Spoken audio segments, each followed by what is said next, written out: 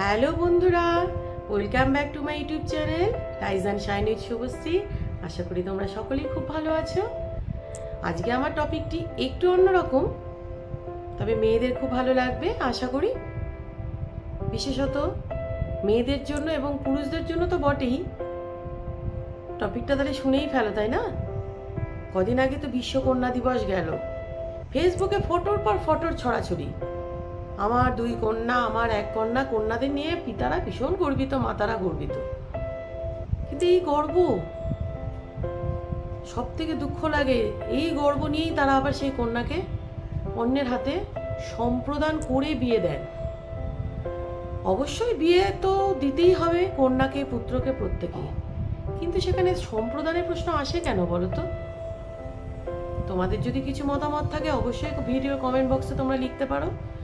কিন্তু আমি বলবো যে কন্যা তো দানের বস্তু নয়। কেন কন্যাকে আমরা সম্প্রদান করব? কেন আমার মেয়ের সুখ দুঃখের ভার অন্য একজন পুরুষের হাতে তুলে দেব? আমার মেয়েকে তো আমি বড় করছি, মানুষ করছি, সেভাবেই মেয়েকে মানুষ করতে হবে। আমি প্রত্যেক বাবা মায়ের উদ্দেশ্যে আজকে আমার এই ভিডিও, যে আপনারা আপনাদের কন্যাকে এমনভাবে মানুষ করুন যে তার সুখ দুঃখের ভার সে নিজেই নিতে পারে, তার ডাল ভাত কাপড়ের ভার সে যেন নিজেই নিতে পারে।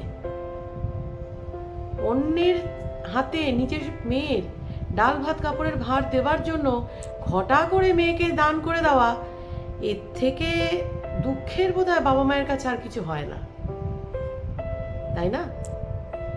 আজকের দিনে বাবা মায়েরা আমি দেখছি মেয়েদের অনেক যত্ন করে মানুষ করেন। আমারও দুটো মেয়েই আছে, আমি প্রশ্নই নেই কোনোদিনই তাদের সম্প্রদান করব, ভাবিও না। আমি জানি আমার কাছে তারা মেয়ে নয়, তারা সন্তান।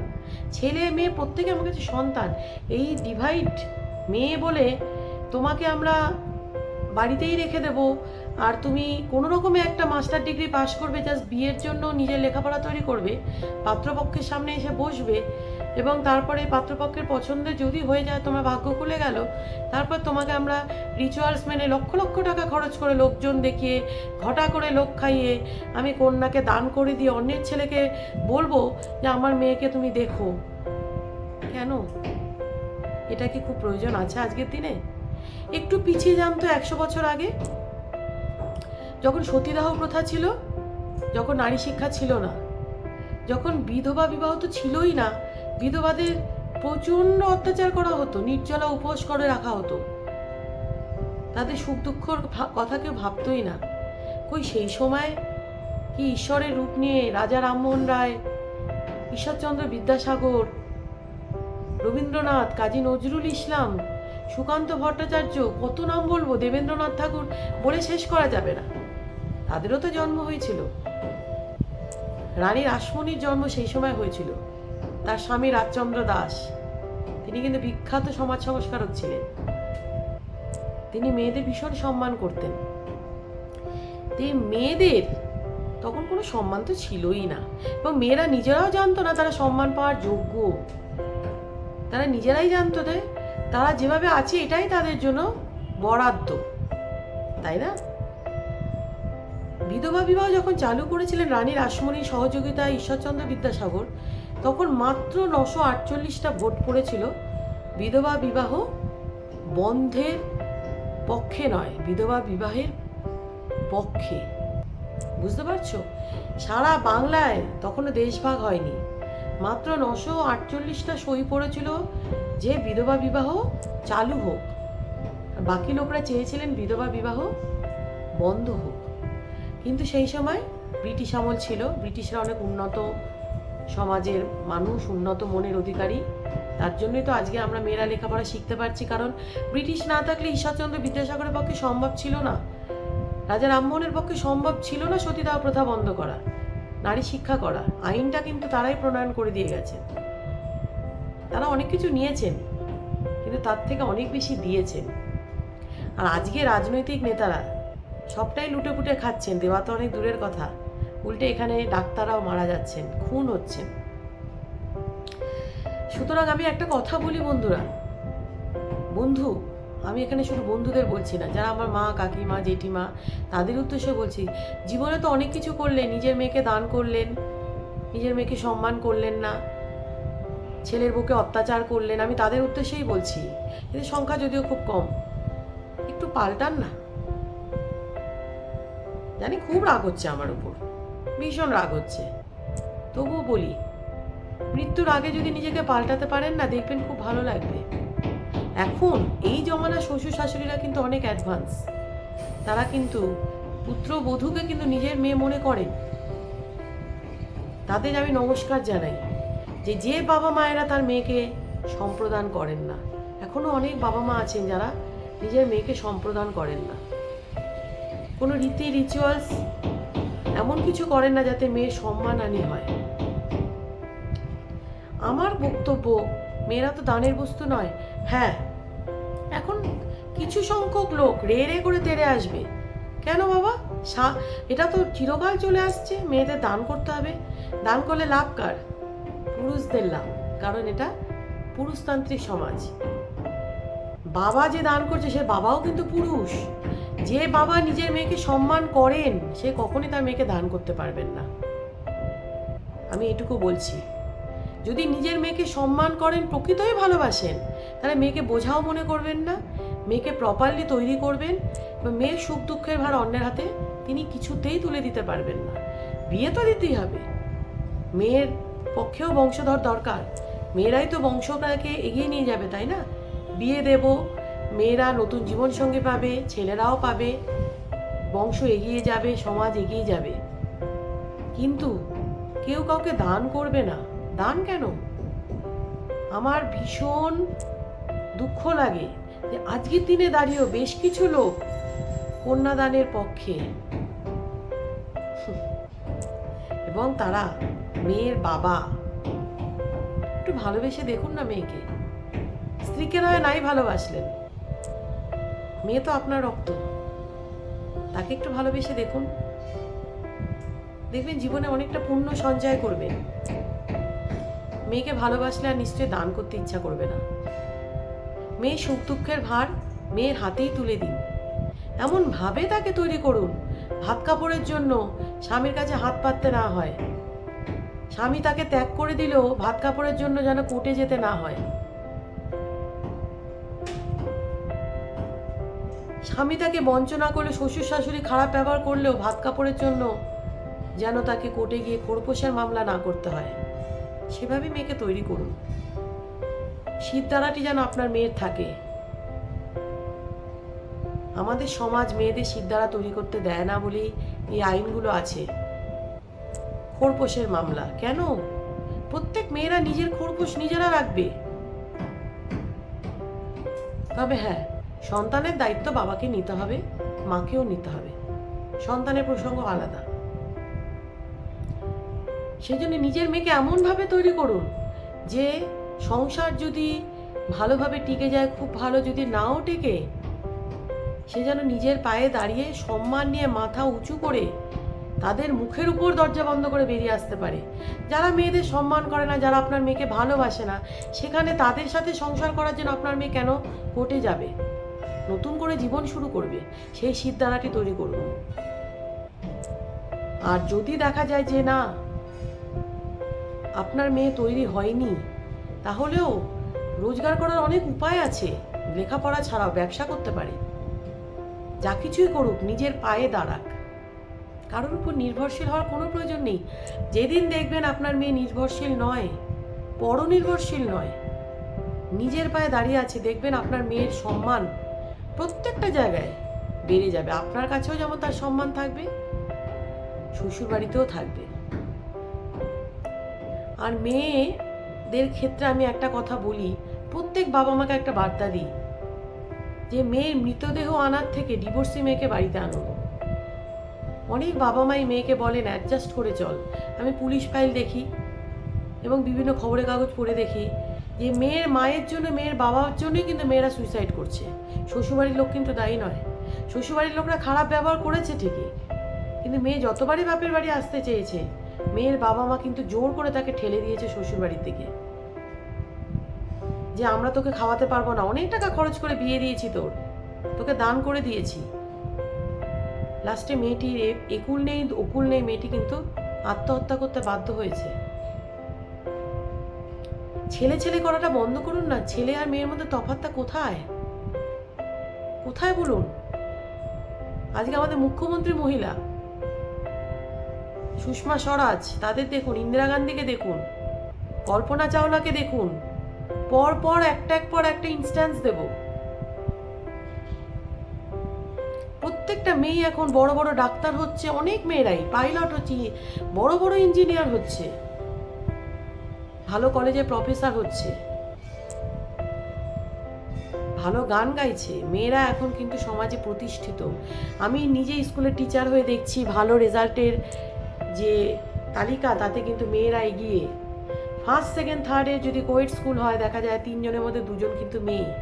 তাহলে মেয়েদের মেধা কিন্তু ছেলেদের থেকে অনেকটাই বেশি। আমরা ছেলেদের প্রায়োরিটি দিই, তাদের দুধটা খাওয়াই, মেয়েদের বেশি দুধটা না খাইয়ে ছেলেদের দিই। আমরা বাবা মারাই করি। আমরা বলতে আমি আমার কথা বলছি না, যে বাবা মা করেন তাদের ক্ষেত্রে বলছি। ও তো মেয়ে, পরের ঘরে চলে যাবে, ওকে বেশি যত্ন করার দরকার নেই, ওকে ইংলিশ মিডিয়ামে পড়ানোর দরকার নেই। একটু চেঞ্জ করুন নিজেকে বন্ধু, হাত জোর করে বলছি। নিজের মেয়েকে ভালোবাসুন, বিশেষ করে মায়েদের বলছি। আপনি তো জন্ম দিয়েছেন, বলুন তো, একটা ছেলেকে জন্ম দেওয়া আর একটা মেয়েকে জন্ম দেওয়া কি আলাদা? একই তো। কোনো কি তফাৎ হয়েছে আপনার কাছে? মানুষ করতে কি আলাদা কিছু কঠিন পরিশ্রম করতে হয়েছে ছেলের ক্ষেত্রে? না, বরং আমি তো বলবো যে মেয়েদের মানুষ করা অনেক সহজ।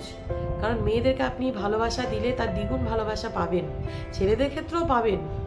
কিন্তু ছেলেদের এই যে প্যাম্পার্ড করার ফলে তারা কি করে, এক গ্লাস জল গড়িয়েও খাওয়ার অভ্যাসটা তৈরি করে না। আপনি যদি ছেলেদেরকেও সেভাবেই পক্ষপাত দুষ্ট না হয়ে মানুষ করেন, দেখবেন তারাও প্রপারলি মানুষ হবে। সমাজে ধর্ষণ, খুন সব কমে যাবে। প্রপারলি ছেলেদের মানুষ করুন, যাতে তারা মেয়েদের সম্মান করতে পারে, তাই না? আমি সেটাই বলছি যে একটু মেয়েদের সম্মান করুন, কন্যাদান প্রথাটাকে তুলে দিন। শাস্ত্রে কোথাও লেখা নেই কিন্তু কন্যাকে দান করতে হবে, কোথাও লেখা নেই। পুরুষতান্ত্রিক সমাজরা মেয়েদেরকে নিজের পায়ের তলায় রাখার জন্যই কন্যাদান প্রথাটি চালু করেছিল, যে অমুকের ঘর থেকে মেয়েকে আমার ঘরে নিয়ে আসবো, মেয়ের একটা সম্পত্তি, কাজের লোক। এখনো কিছু পরিবার আছে যারা মেয়েদেরকে রান্নাঘর ছাড়া অন্য কোথাও দেখতে অভ্যস্ত নয়, মেয়েদের চাকরি করতে দিতে চান না। তারা চাকরি করা মেয়ে বিয়ে করলে রিপেন্ট করেন, করুণা হয় তাদের জন্য। ভালো জিনিসের মর্ম সবাই বোঝে না তো, বাদরের গলায় মুক্তোর মালা ঝুলে না। যারা চাকরি করা মেয়ে বিয়ে করতে চান না, আমি তাদের উদ্দেশ্যে একটা কথা বলি, সত্যি আপনি বাদর, আপনার গলায় মুক্তোর মালা মানায় না, আপনার জন্য ঝি যথেষ্ট। সত্যি বলতে বাধ্য হচ্ছি, কথাটা চিরতার মতো খুব তিতো, কিন্তু কথাটা খুব সত্যি। যে মেয়ে চাকরি করে সে কিন্তু রান্না করে সন্তান মানুষ করছে ঘরে ঘরে। আমার নিজের মাই চাকরি করতো, হাই স্কুলের টিচার, হেডমিস্ট্রেস ছিল, সে কিন্তু রান্না করে আমাদের 2 মেয়েকে কিন্তু প্রপারলি মানুষ করেছেন। আমরাও আজকে প্রতিষ্ঠিত। সুতরাং চাকরি না করার উদ্দেশ্য কিন্তু এটা নয় তাদের কাছে যে সময়ে দেবে না সংসারকে। তাদের উদ্দেশ্য এটাই, চাকরি করলে তার ভয়েস রেইজ করবে। কিছু পুরুষ আছে মহিলাদের ভয়েস রেইজ চান না, তাদের মেরুদণ্ড চান না, তাহলে তাদের অত্যাচার করতে সুবিধা হবে। বাবা মায়ের যত অন্যায় আবদার, অন্যায় অত্যাচার মেয়েদের উপর, তার স্ত্রীর উপর রাখতে সুবিধা হবে, স্ত্রীকে মোদ্দা কথা মানসিক অত্যাচার করতে সুবিধা হবে। সেই কারণেই তারা চাকরি করা মেয়ে চান না। চাকরি না করলে সে সহজে সংসারটা ছেড়ে বেরোতেও পারবে না, সে তাদের অত্যাচার মুখ বুজে সহ্য করবে। চাকরি করলে তার মেরুদণ্ড তৈরি হয়ে যাবে, তাহলে তো সে অত্যাচার সহ্য করবে না। ঠিক সেই কারণেই কিন্তু তিনি চান না, আর কোনো কারণ না। আর যেটা মুখে বলেন যে সময় দেওয়া, এটা কিন্তু অজুহাত। এটা মেয়েরা বোঝার চেষ্টা করো। ছেলেরা কিন্তু এটাই অজুহাত দেয় শ্বশুরবাড়ির তরফ থেকে, যে আমরা চাকরি করা মেয়ে চাই না। তার মানে সেখানে একেবারেই বিয়ে করা উচিত নয়। যারা মেয়েদের সম্মান করে না, মেয়েরা সমাজকে কিছু দিই, চাকরি করা মানে কি শুধু অর্থ?